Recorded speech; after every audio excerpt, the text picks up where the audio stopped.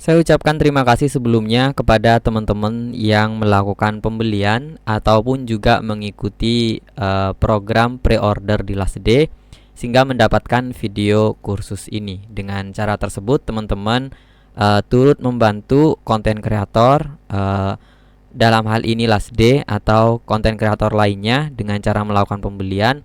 Teman-teman juga mendukung kita untuk terus membuat karya yang lebih baik lagi dan juga aktivitas kita di luar pembuatan video khusus. Karena di Last Day sendiri kita juga membuat video tutorial free di channel YouTube-nya Last Day Indonesia.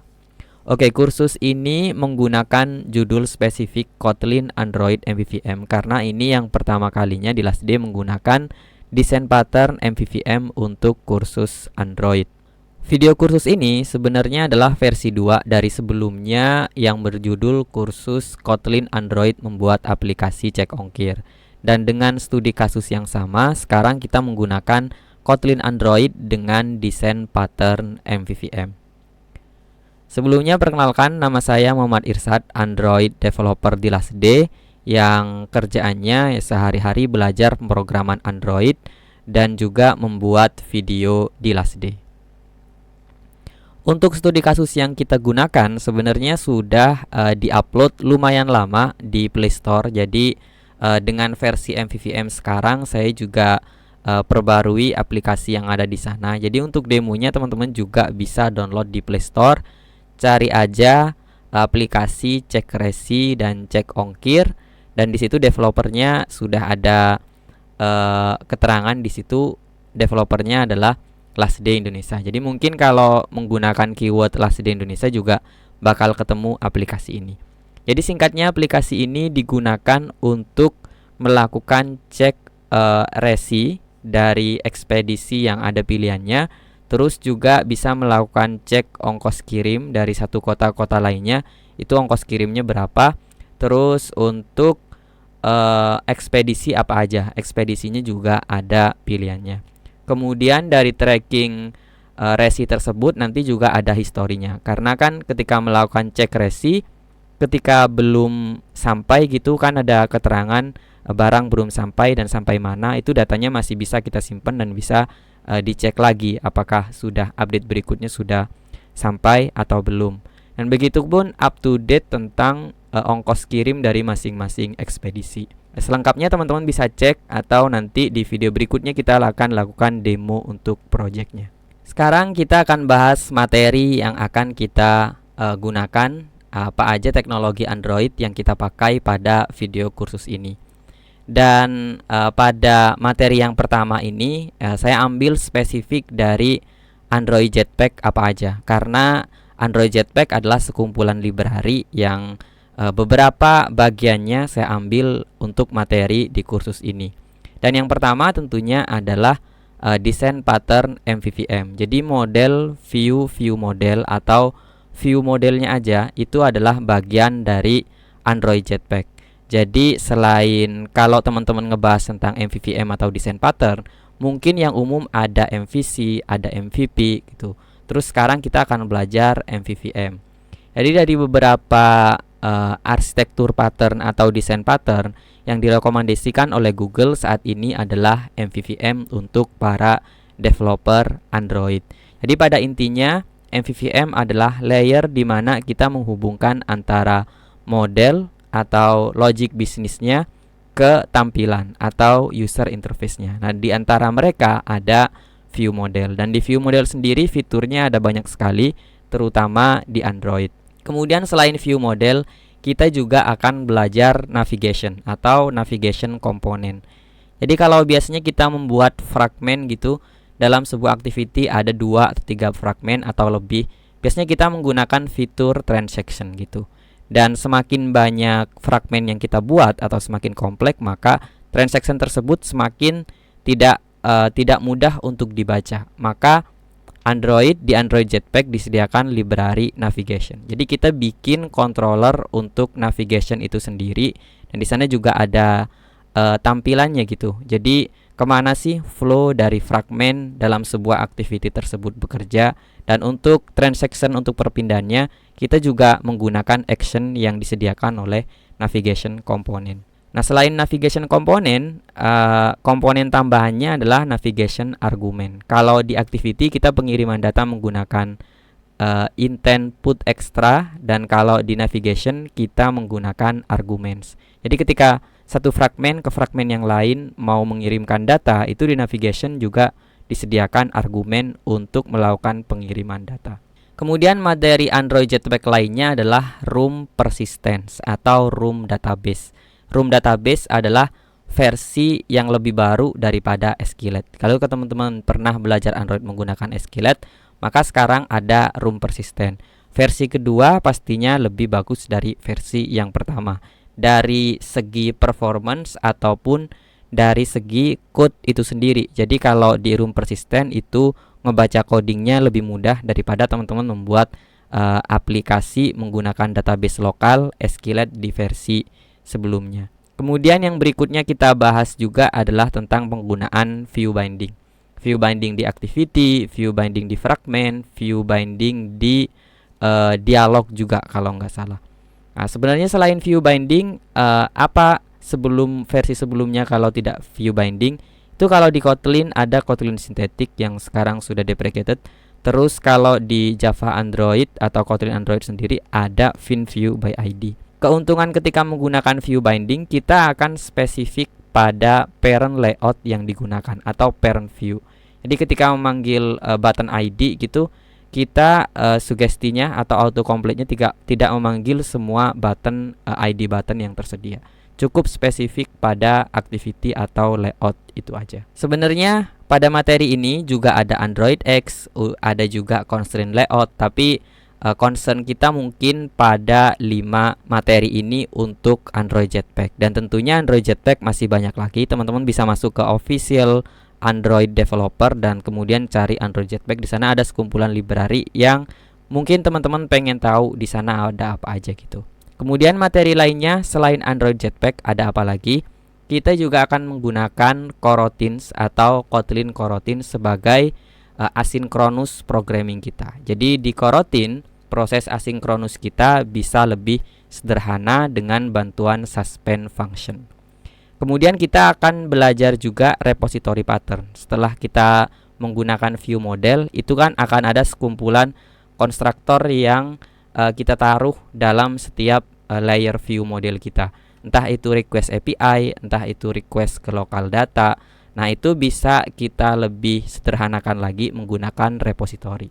Jadi pemanggilan konstruktor di view model kita berdasarkan repository, bukan kita melakukan memanggil semua instance tersebut dalam view model. Kemudian kita juga akan menggunakan view model resource sebagai state. Karena kita menggunakan observer, setiap perubahan itu berdasarkan data yang berubah, dan kita juga perlu tahu data ini untuk state apa, untuk state loading, untuk state gagal atau state sukses, atau ada datanya atau enggak. Kita juga akan bikinin state di mana kita bikin resource untuk view model itu sendiri. Kemudian materi lainnya yang mungkin sering teman-teman dengar ada juga set preference. Jadi kita menyimpan sesi untuk pencarian origin dan destination ketika melakukan cek ongkir gitu. Kita simpan sesi mereka biar kalau kota itu aja yang digunakan, ya kita nggak perlu pencarian kota terus-menerus. Kita simpan sesi tersebut dengan share preference.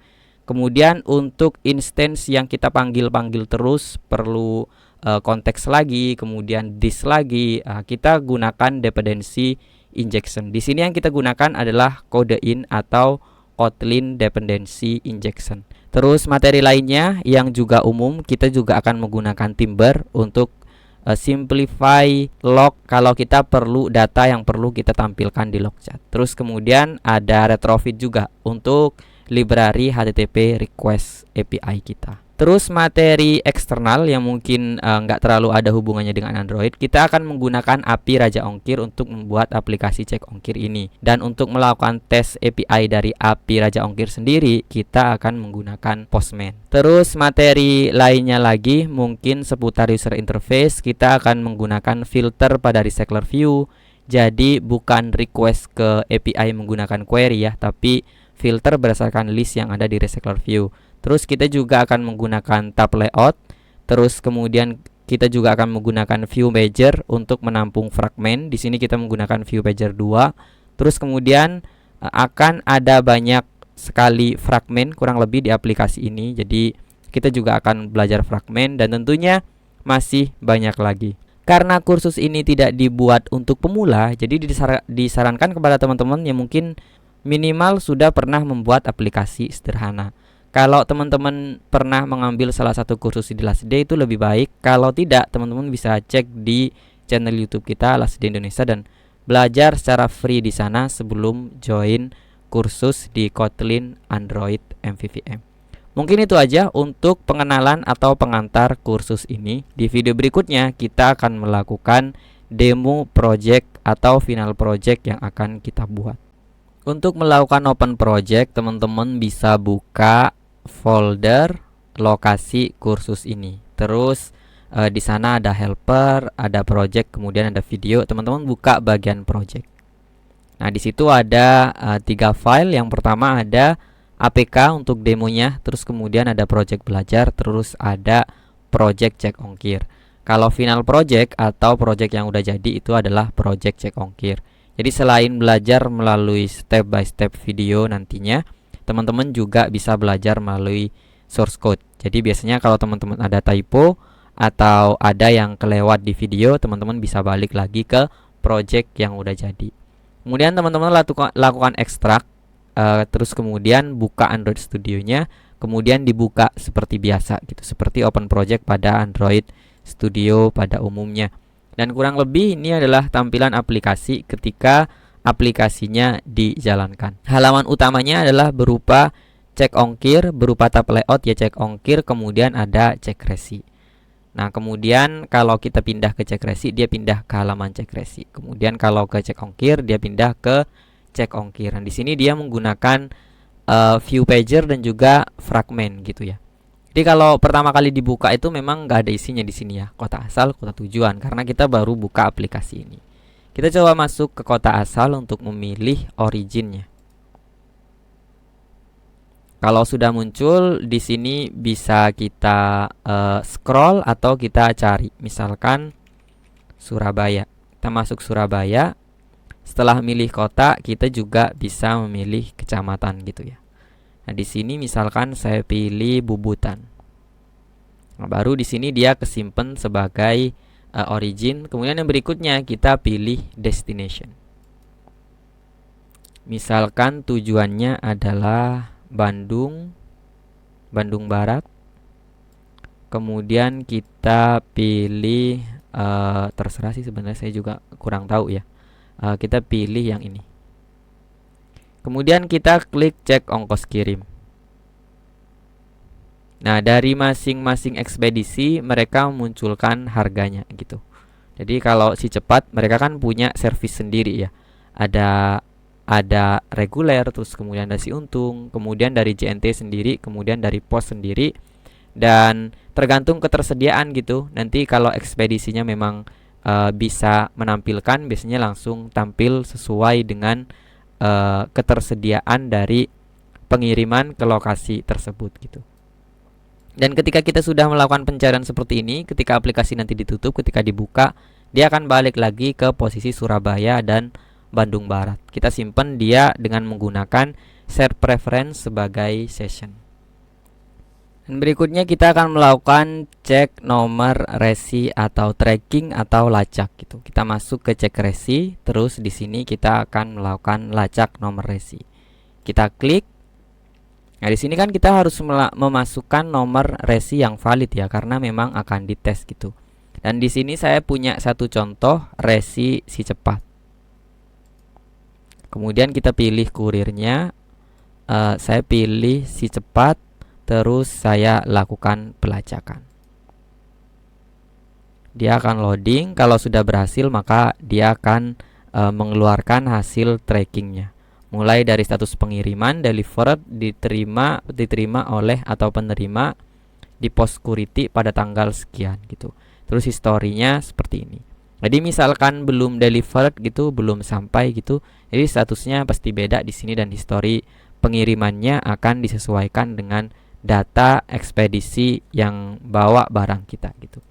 Dan setelah kita kembali, maka hasil lacak nomor resi ini akan menjadi sebuah data lokal, akan disimpan karena kita di sini menggunakan room database. Jadi misalkan posisinya belum delivered, masih on the way gitu, atau tergantung nanti respon return value-nya apa ketika dia masih di jalan gitu. Kalau kita klik lagi, maka kita bisa akan melakukan cek lagi kira-kira sudah sampai apa belum. Jadi ada histori khusus untuk menampilkan resi yang sudah kita masukkan menggunakan aplikasi ini gitu.